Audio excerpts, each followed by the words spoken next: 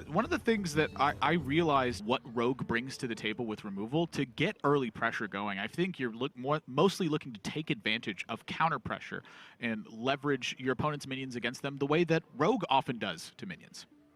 How so? When your opponent develops, you like to use your cards to swing that board back. Unleash the Hounds. And keep that tempo bouncing back and forth. You know, you think about Unleash the Beast, that's one of the clunkiest, but I think one of the most valuable and easy cards to start bouncing those turns back and forth with. I fully agree. I think that Hunter, at the moment, mid-range Beast Hunter is kind of an it would be an awkward string of combos where the cards need to come together to function effectively. Obviously, I'm talking about Vicious Scalehide plus Dire Frenzy. They need to go together to be very powerful. Unleash the Hounds plus Timberwolf. They need to come together to reach maximum power. And the kind of the string that ties it all together is Master's Call. Being able to consistently find those beasts to combo their effects together is really what allows you to play those somewhat awkward combos in this deck, because you hit them so much more reliably. And the oft-considered play that I have with turn 1 South Sea deckhand, so many matchups I'm tempted to play this on turn 1, I have come to realize that Hunter is just about the only one I actually do that against anymore. Yes, when you're on the coin. When I'm going first, I will play South Sea deckhand a lot of the time, because obviously against Mage, if they're going to coin and ping it on turn 1, I'm very happy that they've just used the coin to ping it down. Against the Rogue, if they coin Dagger, I'm very happy. But I agree with you, when you're going second, the South Sea deckhand, you really generally do want to be second. As for Hunterace here, yes, it was taken care of, but that's a Scalehide that can now just be pretty easily dealt with and will not allow for Dire Frenzy to be played. I'm quite surprised by the SI7 agent here over the raiding party. I guess the major thing to consider is that if you coin the raiding party, what's going to happen is, yes, you'll have backstab an SI7 agent in the face of an animal companion. Yeah. But then the Vicious Scalehide lives. It opens the opportunity for your opponent to have a Dire Frenzy on curve. You'll expended your mana. If you go with the SI7 agent, it's very often that you'll have to use backstab an SI7 agent to clear out the animal companion. But only in one of those scenarios do you have to use the backstab, and does the SI7 agent die? It was interesting. I mean, I was also just looking at Dagger on this turn, or on that turn. You didn't have to get the body into play. But I think the thinking behind this is because he found the second raiding party, we could very possibly just see unactivated raiding party on turn 3, and then one drop that he gets off of the raiding party plus the second raiding party to find the weapon. So it's like a pretty good couple of turns. It's an investment into the tempo of the game. You're trying to neutralize what Orange can take advantage of, and at the same time get your own game plan flowing. When Orange doesn't have Animal Companion, I think it's very likely that the SI7 agent just starts punching through for a sizable amount of damage. Whoa. Lots of powerful cards here for Hunterace. Just needs the combo effects to tie it all together. Hunterace is overwhelmed with possibilities in this turn. I definitely have been in this situation a number of times with Rogue, and I have foregone a raiding party simply to prepare for future turns, and I have often regretted it. And every time I get back into the situation, I'm confronted with the same issue.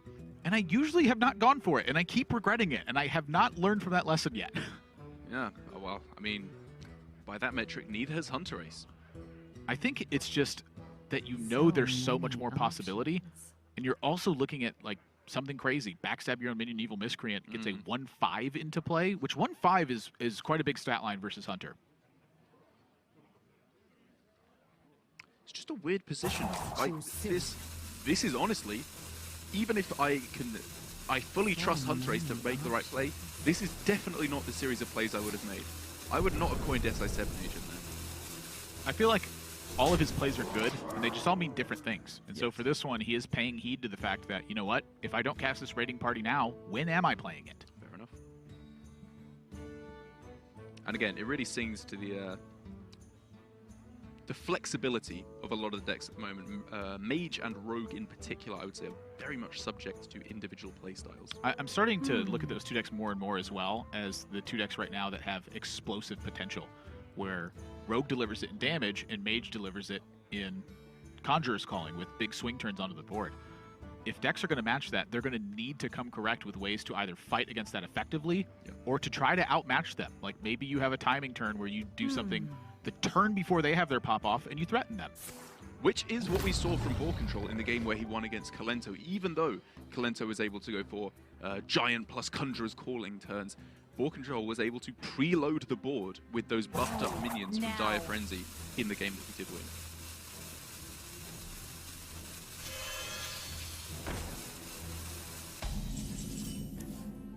Oh boy. Now we're talking. That is a huge draw. And this turn seems a little bit easier. Is 3 extra mana good? Hunterace here. Yeah, you just play 0 mana for 3 cards. Yeah, I think Orange is he's in for a big hurt here. The Waggle Pick played so quickly it froze in space and time. Just hovering there, it's like, hey, remember me? You're definitely going to want to play me this turn, trust me, mate. Interesting that Hunterace has not immediately played the Dread Corsair. Is he considering saving that for combo activations? Combo activations, I guess, or Unleash the Hounds as well is kind of a consideration, but yeah, not really all too much at this point. I mean, 3-3 versus 1-1. Yeah, exactly. That's not all too much of a consideration. He is at least considering saving it. I think, you know, if he had Edwin in hand, he'd be much more likely to save it to go for a huge Edwin swing turn. But just getting it out here, getting the damage through as quick as possible, makes a good amount of sense.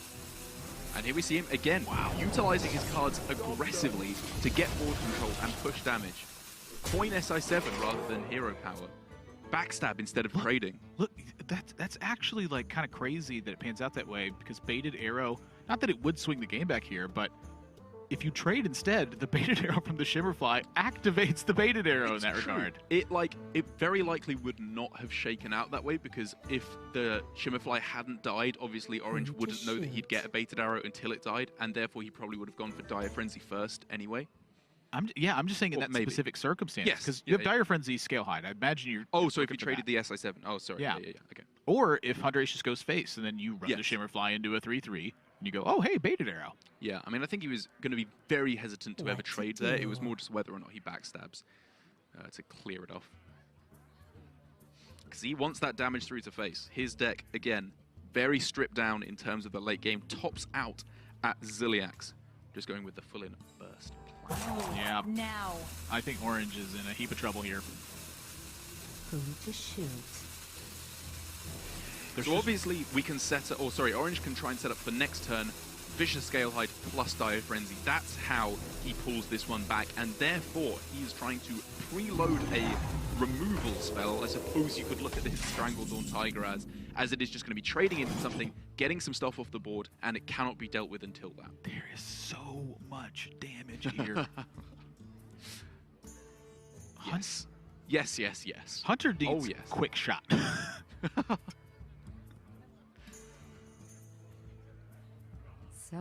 So, oh man. So this is really just about Hunterace. How do you make the best of a fantastic situation?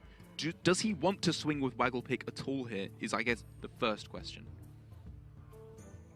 Because obviously there's bad bounces that he could get back to his hand. He doesn't want to return the Dread Corsairs. I am going in. I think he probably will as well. My opponent just did nothing. The SI7 agent has stuck to board. Yeah. For 3 consecutive turns. That was your first minion. That's true. That coin SI7 has got in an unbelievable amount. So maybe you don't go in. You just keep compounding the board. You say you build it bigger and you build it bigger and you say go ahead. Because he's very easily got lethal on the next turn. Whoa. Now things get interesting though. Double Timberwolf plus the Unleash the Hounds. Okay, so we have something happening here then. You'd only be able to get 4 of them if you went double Timberwolf because of board space issues. So after the trade, that would be 9 plus the 7, 16 damage you can launch face. So obviously nowhere near lethal yet. But obviously, in terms of keeping you alive, it becomes a lot more important. Yeah, it's like, so if you go with Vicious Scalehide and Dire Frenzy, you get to clear off 3/3 taunt, you get to clear off 4/5. And then on the backswing, 3, 4, 5, 6, 7, 8, 9. There's just too much damage represented. There's 11 damage and you're at 17. So I think you have to go for a bigger clear. I like this as well. You can go for the Unleash the Hounds first, trade the Tiger, trade one of the Wolves, then go for the double Timberwolf afterwards. Now. Okay. Interesting. Oh. Okay. Yeah. I'm happy with this. Gets nigh on a full board flip. That is pretty darn good. Yeah. If Very you strain your opponent with Witchy Lackey, the one that evolves, one of the worst ones. How much damage are we looking at here? I mean, on both sides, how much damage are we looking at here? If you trade the Witchy Lackey in, Leroy hit face, Waggle Pick to get it back to hand. Obviously, you're setting up lethal for the next turn, but your opponent has a goodly amount of damage then. I mean, Orange is like thoroughly dead if you trade a Timberwolf, Leroy face, and then return the Leroy to your hand. Even in the face of double kill command, Orange is only going to have what's that? 6, 7, 8, 9, 19. 10, There's 21 nothing that damage. kills you. Yep, there's nothing that kills you. And then in that case, if you have no minions in play, he cannot heal. Exactly. Because Vicious Scalehide only has Rush, so it cannot rush in when there's nothing on the board to attack into. No other lifesteal in the deck. He has to hit a taunt. Well, there's also a Even then, Life he's Drinker just there. dead. Even then, he's just dead. He's dead. And again, we're seeing Hunterace's expected way of playing this rogue deck, I suppose, where he just gets a lot of damage very aggressively. Just punch. Yep. That SI7 agent dealt like 9 damage. Who to shoot? That's true. The significance of that coin SI7 agent was huge. Yeah, it's just a bunch of damage. Yeah. It was just punch, as I believe you put it. All right, how much are we looking at here? 5, 9, 16. Yeah, it's a lot of damage. It's not quite enough a lot of damage, though. You're dead, Zoe.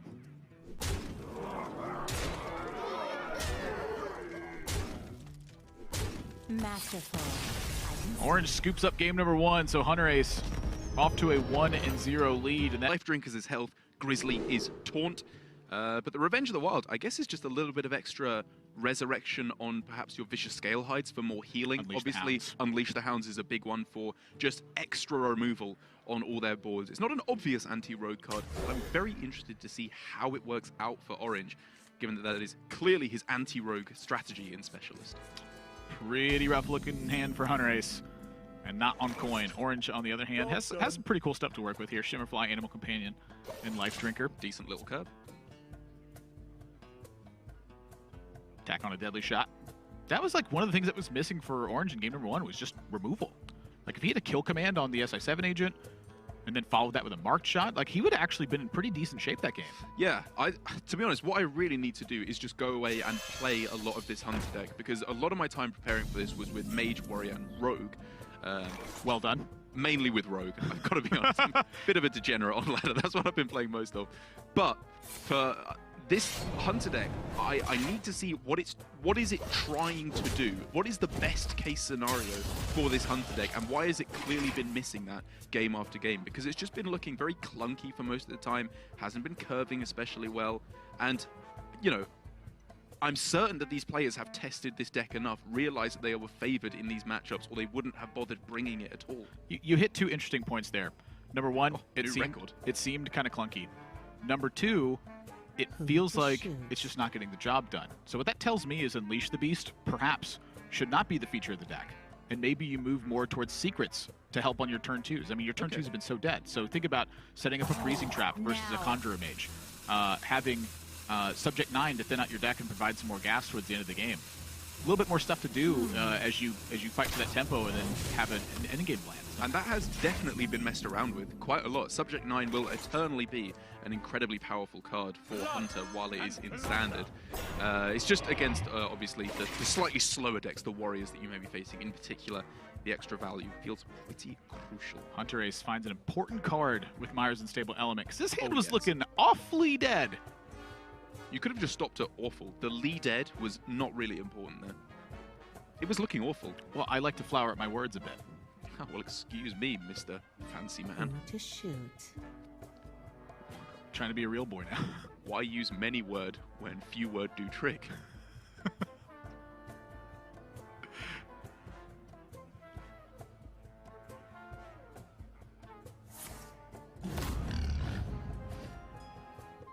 this little piggy went to Dread Corsair.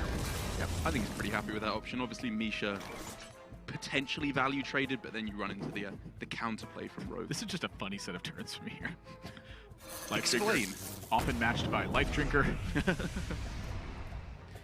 Kind of the no-you style of Hearthstone. I could see Orange going for a Rat Trap setup in this spot as well, like a Deadly Shot into Coin Rat Trap. Ooh, Deadly Shot, okay. I mean, I guess Deadly Shot against Rogue is very often bad. Yeah. As soon as they hit Evil Miscreant, it does a whole lot of nothing. I mean, he's taken one out already. You just kill a thing, set up a Rat Trap, and then you started limiting Hunterace. But one of the things that Orange could be considering is, when is the Rat Trap most effective? And it's probably most effective when you actually need to restrict the amount of stuff Hunterace is doing. He's not doing a lot of stuff. So as soon as you're going to get a threat online, that to me is one of the ideal turns to get a Rat Trap set up. But you could set up preemptively as well. Interestingly enough, because Hunterace has clearly not hit the cards he wants to at the start of the game. He's gone Dread Corsair into Life Drinker. That's not a very good curve for Rogue. So your opponent either has a miserable hand, in which case you're winning anyway, or they have a Myra's hand to fill things up, in which case Rat Trap is very good against Myra's. Or they have an Edwin hand. And Right, they're saving for a big burst turn. Either way, whatever one they key card unlocks it. Like, whatever they're doing to pull back into this game, Rat Trap is strong against that.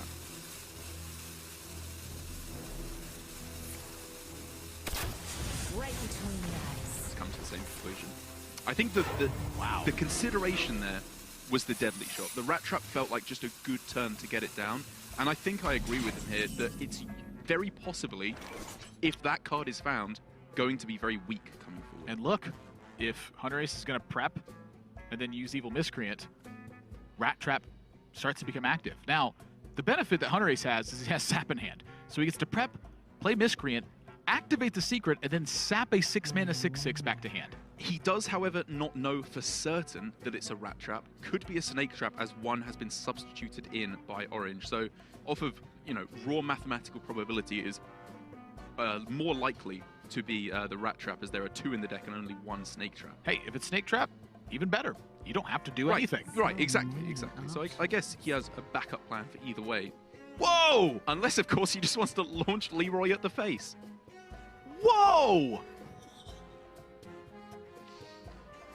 So he... Oh, no, I know what he's doing here. He's pretending... What? No, he's actually playing it! What the heck? And he's still on his primary deck, right? He doesn't have the Heist Baron, the Nomi. And he knows that it's the not Snake Myra's Trap buff. now. He knows it's Rat Trap now. Well, no, because it's attacking... Oh, because he attacked a minion. Yeah, sorry. Yeah, you're correct. What on earth was this? And I mean, well, for Orange, you've got a very nice, easy baited arrow here to take down the Leroy. Guaranteed Orange is confused right now and is going, what does this mean? And so he's going to try to think through every single situation and eventually land on baited arrow. Yeah. But you need to spend the time thinking about what hand does Hunterace have if he's willing to make this play. I mean, it's very clearly... I mean, I would think if your opponent does this, this makes you more and more suspect, more and more likely to think he has Myra's in hand. He's just playing stuff out of his hand now, right? I really dislike this. And the reason I dislike it is because now Hunterace is under Rat Trap, and how does he ever get out of it? If on the previous turn he preps and plays Evil Miscreant and plays a Lackey, he gets to sap a 6/6 and he's clear for the rest of the game. Now he's in desperate mode. I think this was a big misstep.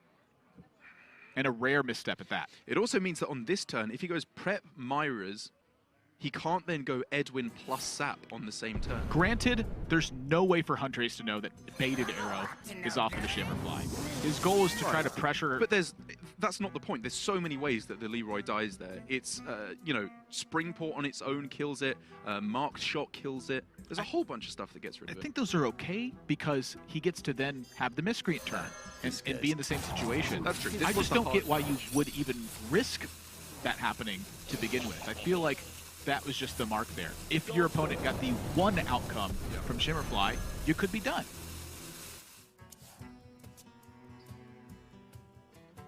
I'm That's still the on the lone fence. sap I gone. see the reasoning for both lines of play here. Like, the rest of his turn, actually, the Miscreant was reasonably powerful. I guess he's just thinking that he needs to close out the game as quick as possible or he's going to fall behind. It's definitely possible as well. I just feel like having a Leroy in your hand after Myra's means that your Shadow Steps do that. Who to shoot. And now, with the rest of his deck looking very light indeed, this Myra's is going to have to hit some good cards. And with, I believe, double Raiding Party still in the deck, that's really not what you're looking for. All the Pirates are not really what you're looking for either. He wants to be hitting Spirit of the Shark, obviously the Miscreant left in his deck. To shoot. Life Drinkers. I mean, there's just not much good stuff left. Damage. Anything that kills. Waggle picks are still fine. Now.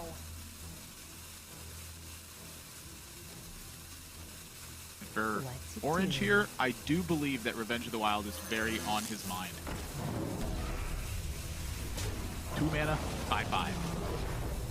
So far he's played a 2 mana 6/6, a 2 mana 5/5. Look at Hunterace. Working his way down. Did you see his reaction to it? I did not. It was not happy. That is oft his reaction to things. Unhappiness. When they're bad for you, anyway. Yeah, sometimes, other times Yeah, as well. true. He's in a very he is a very, very emotional player. And you can see it as well. It's not like Viper, who will feel the stress but is often very reserved. Hunterace, you can see him freaking out a lot of the time. Does he have to just contain the board here and then go for Myra's, or does he rip the damage to face and rip the Myra's? I feel like since you just got so disrupted and your opponent got so much tempo, you have to pay respect to the board. So you clear it first and then go for Myra's next turn. I think there's a chance that you go for like Lackey trade the Miscreant Myra's. Yeah. But I don't think you have that liberty right now. I think this is just superior. I mean, you know, with Prep still in the deck and Edwin, very importantly, being able to go Myra's on 8 mana allows you to go for a big Edwin turn, possibly on the same turn with all the 0 mana cards that you have thrown in there as well. Job done.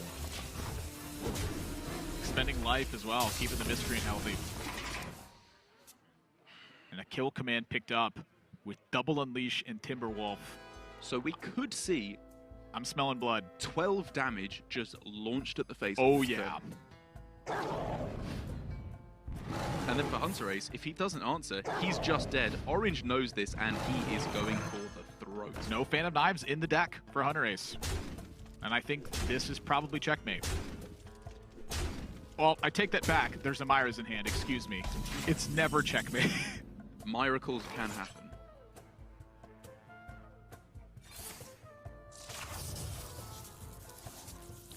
So these Shadow Steps do kill a lot of stuff with the Kobold Lackeys that you have in play. Yep.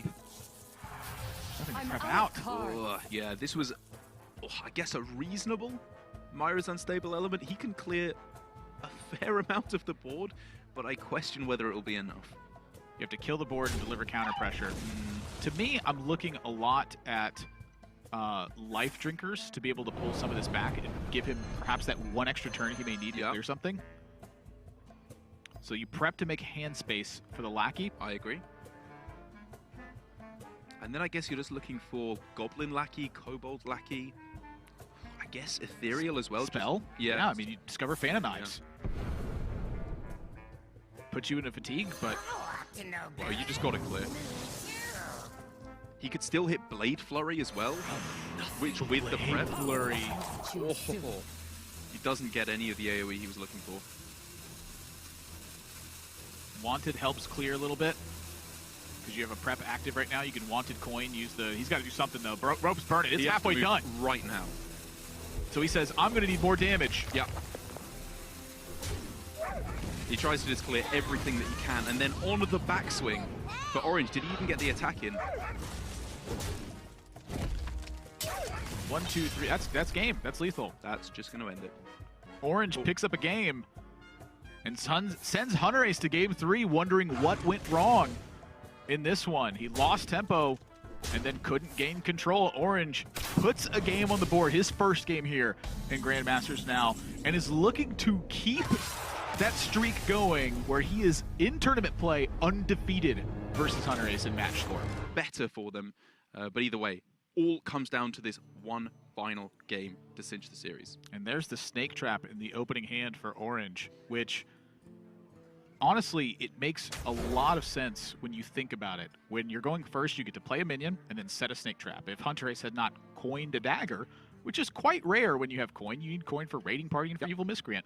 It means the Snake Trap allows you to start pressuring and have a payoff when Hunterace attempts to attack your board back. I like it a lot. Picks up the Spring Paw. This is looking very nice. This hand is gas! This is more like it. Holy this is what we've been missing smokes! out on.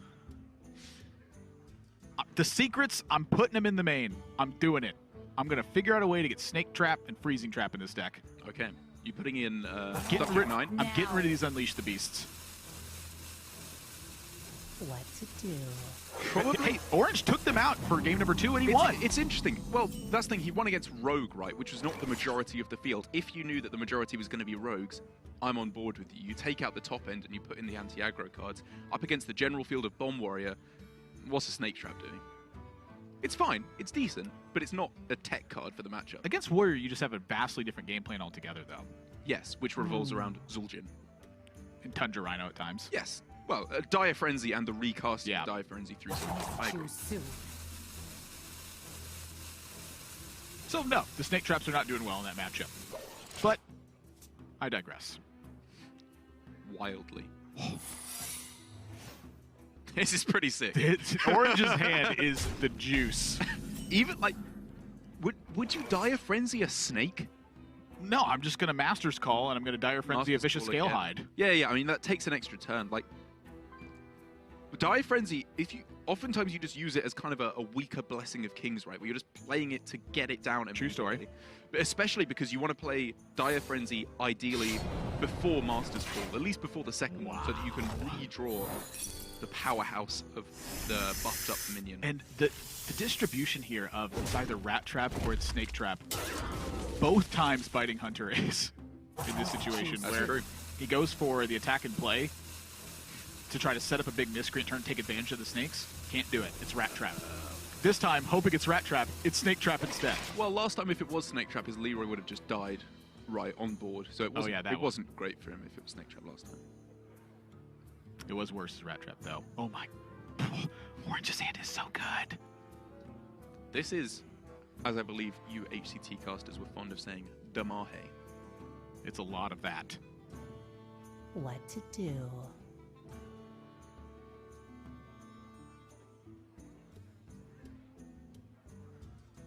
Orange, How does he sequence this out then? What are we looking at on this turn? I think he's really considering just moving in for damage. I mean, he secures 6 damage immediately and would have 5 minions in play.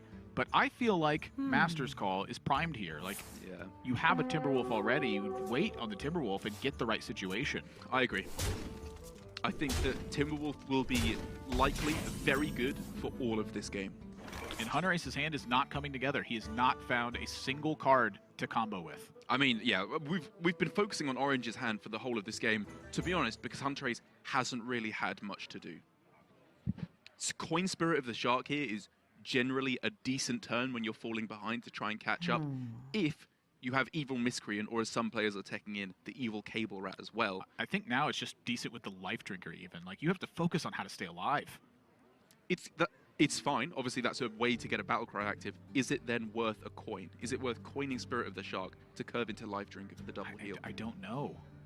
It's not great, right? It's not. It doesn't pull you back into the game. Gives you 6 extra life to work with, though.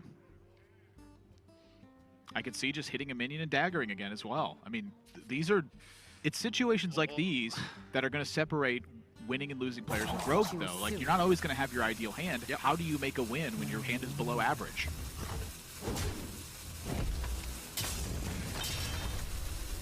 You know, the Spirit of the Shark will, in some capacity, represent 3 extra health down the road. The Life Drinker with the Spirit of the Shark represents 6 extra health. The Waggle Pick being down represents some tempo advantage here. I like this setup from Hunterace because he knows that there's no weapon destruction in Orange's deck. Right, yeah, there's a couple of benefits to this play. Primarily, as you mentioned, the no weapon destruction in a beast-only deck. The secondary thing being all the big threats that could come down here. Like, if Dire Frenzy were to be played because it's the highest tempo play, you got that checked. You just smack it with the Waggle Pick. It's a lot of damage, of course, but you can remove the board, which is what you need to focus on doing. Life Drinker is checked. The only thing you're really afraid of is if he goes super wide on board with a bunch of 1-drops, which he can do. He's gonna do. He's gonna do exactly that. This is fantastic play from Orange. I think the biggest weakness from Rogue at the moment is exactly a lack of ability to deal with wide boards. If you don't have Fan of Knives, Right. you're going to find yourself in this trouble. And that hold of the Timberwolf as well means he can get a lot of damage here. Hunterace on the back foot with his Rogue. Hunter looking to get the first win of Grandmasters. Hunterace right now has 27 damage if he has the time to use Leroy. Both swings of the Waggle Pick and Eviscerate Life Drinker. 27. That's one of the largest ifs I've ever heard in my life. That's a lot of takes 3 time, which he turns. does not have. It would take 3 turns, and no, he Yes. does not have that much time. He definitely does not have 3 turns. I mean, like, you know, bouncing back the Life Drinker obviously lessens the amount of damage that he can deal, but it also gets him a little bit of extra health. Survivability, which is crucial. You know, I look at this, though, and he with the Spear of the Shark and the Life Drinker, he may be able to find that much time. Because you would play the Spear of the Shark now, you'd hit face for 4, and then you're following up with Life Drinker and an attack of the Waggle Pick again. He wants to mitigate, though. He says that's going to result in too much damage, and so I have to try to absorb now. And honestly, this plays towards that plan of trying to unlock the Leroy in the 3 additional turns. Yeah. This isn't nice. This is really not what Hunterace wanted to go for at all. But like you said, you've got to try and find those scrappy victories with Rogue when you don't hit the perfect hands.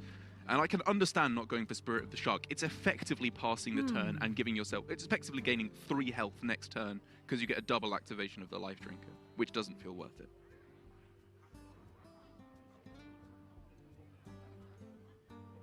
Man, just can he cede that much time over to Orange?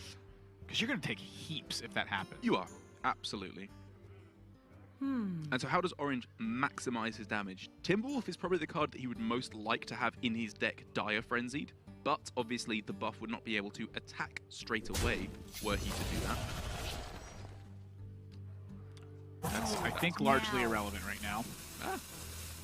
It makes it nigh on impossible for Hunterace to go for a board control route, but I guess that's been closed off for a while. And I think from Orange here, this is actually quite a mature play he's making here, where obviously the first port of call you're looking at on that turn is Timberwolf, Dire Frenzy, launch everything face.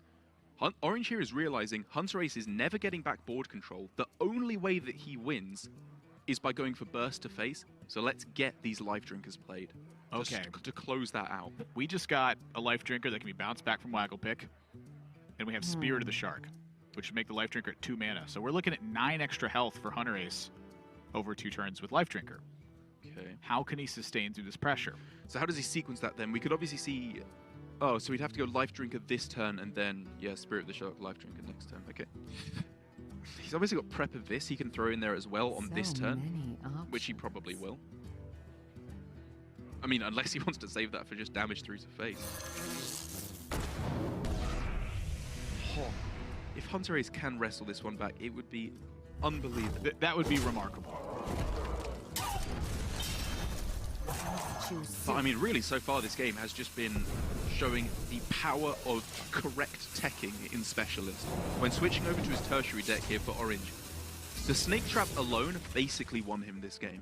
Right off the bat. Hunterace had no way to fight. If he does win this game, I would very much attribute this to Snake Trap being one of the key players. Yeah, absolutely. A fantastic tech decision by him. And it's you know, it's not one of the most obvious anti-rogue cards right out the bat.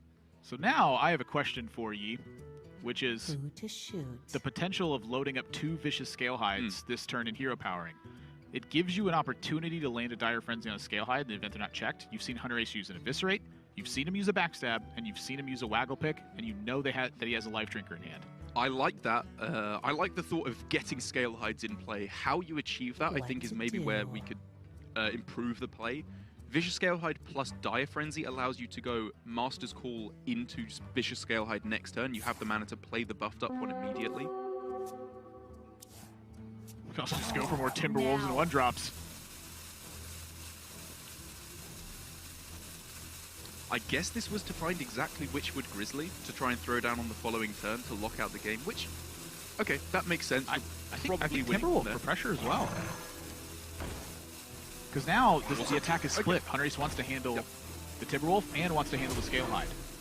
So I think that when you Master's Call and you get the Timberwolf here, it's clearly your priority target. Okay, yeah. And I guess the chance of your opponent actually being able to kill off the Scalehide this turn is very low, and therefore you should be able to hit the buff on it with the... Yeah, do you need to use 2 of them? Okay. And if Hunterace can clear both of them, now your Scalehides are just gone entirely. I can get on board with this. It leads to a weaker turn this turn, obviously, because you're not putting the most amount of stats on board possible, but it gives you so many more options the following turn, which I think is where he will have more information about what direction he needs to take this game. Hunterace's hand has not come together at all. He is still yet to find a card to combo fully together. And therefore, what's the play? I wonder. Like, Spirit of the Shark Life Drinker doesn't get there. If we see Spirit of the Shark this turn, Life Drinker Leroy is 12 damage next turn. Well played. Which does not win. And Hunterace believes he's been bested immediately. I mean, how much damage are we looking at here? 4, 5, 6, 7, 8, 9, 10? No, 9 is max. But I think 9's enough to do it. Yeah, I don't think you can quite get the win here, but like you said, the lifesteal on the Vicious Scalehide really does just close. It just puts Hunterace so far out of reach of achieving victory that Hunter, because it has such a substantial lead, is free to lean on just an attrition war at that point. And I have to say, if Orange does end up taking this, I am quite surprised that the first win for Hunter here in Grandmasters was against Rogue. I would not attribute this to be the strongest matchup for Hunter, not why you bring it to Grandmasters in a specialist format. But with the power of Tex in your tertiary deck, clearly working very favorably for Orange.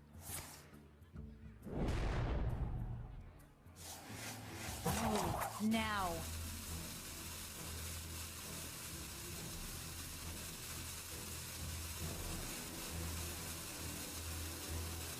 Orange thinking about every little possibility. Yeah. Says things possible. More minions, even if it's just 2. Yeah, okay, yeah. I was wondering about like board space, if it leads to a situation where you can't play Grizzly if you play the Snake Trap as well, but I don't think that ever really becomes a factor. And so now, Life Drinker for 2 effects, SI7 Agent for 2 more, that's 10 burst damage. Just so far out of reach. And then sap the Scalehide, which would then become a regular 1/3 Scalehide again. It's true. True story. Nah. It's just all too much. It's just too much health that Orange has. He's So just Shadow Step. so far out of range. Hang on a second. So Life Drinker, SI7 Agent. That's up to 10 burst. If you drew Shadow Step, that's 12 more. So you still need 5 damage after that. My gosh. And obviously, Orange can just go Witchwood Grizzly or Vicious Scalehide or whatever else he wants to. Because the sap gets expended.